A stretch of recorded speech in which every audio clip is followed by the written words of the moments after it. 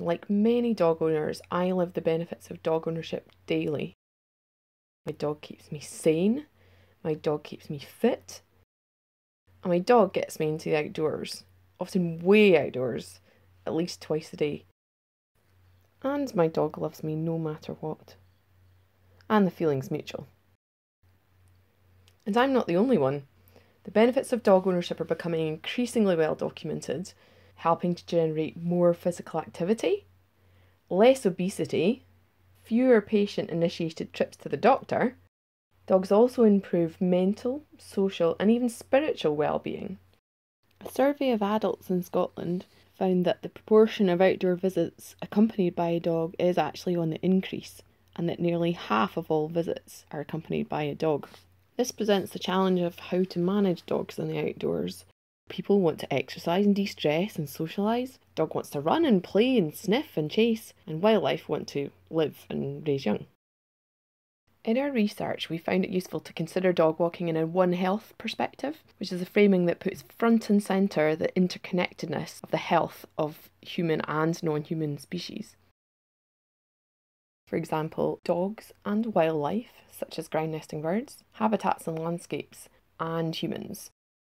And I've put humans last on this list on purpose because one of the great benefits of this approach that we found is that it makes more space in our thinking for animal influence, animal perspectives, and practical perspectives grounded in particular places and particular practices.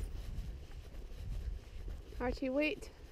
Dog well-being is not just important in absolute terms, avoiding their obesity or anxiety. Research of ourselves and others has found that perceptions of canine well-being actually affect dog walking routes and behaviours. Managing routes and behaviours are often interlinked. If we ask for behaviour change, we may unwittingly create route change, and it's good to be conscious of how they affect each other. Having technical tools is important. Infrastructure, signage and map work. We also know that ranger presence works, but there are more human elements that it's easy to forget.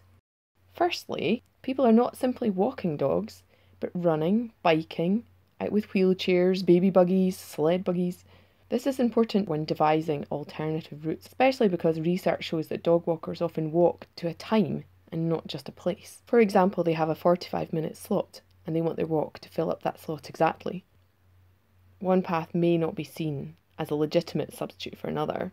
What do people see or feel that their dogs feel on a particular path? Are they being given a similar experience? The width of the path, how windy the path is, what they can see, and who they meet, environmentally and socially. Dog walkers are differently sociable. There are two basic camps: those who see meeting others as a benefit, the extroverts, and those who find it a drain, the introverts. Introverts seek to avoid people or other dogs or both. Crucially, they need completely different management, especially in conservation areas where social avoidance could drive people deeper into protected habitats. We also need to consider the power of symbols and images and consider carefully the message we're actually sending, and does it work against the message that we're trying to convey. An example here is that a male capercaillie has always been used, but the problem is it's harder to think, oh poor vulnerable capercaillie, in the face of a big bold strutting testosterone-fueled, sometimes aggressive bird, when it has been shown people will respond more responsibly if they think of a hen trying to protect its chicks. But most irresponsible dog walking is done by generally responsible people. Can we work better at mitigating for the things that distract from good intentions? Companions, children, phones, weather, looking at the view, chasing adrenaline or fitness goals? Can we think of imaginative ways to make people more aware of what turns them unwittingly into rule breakers?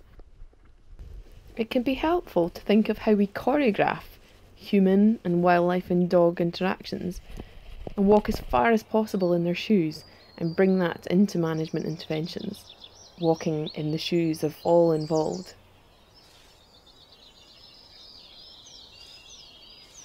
Think of the times and spaces in which it can all go wrong and work back methodically. What happened to produce that situation? What chain of events and factors? Sit. The underlying point here is the importance of empathy. Aye, come here. In a way, Come it's here. a variation of the adage, think like a fish to catch a fish. Except here, we've got the challenge of bringing together the thoughts of a number of different fish.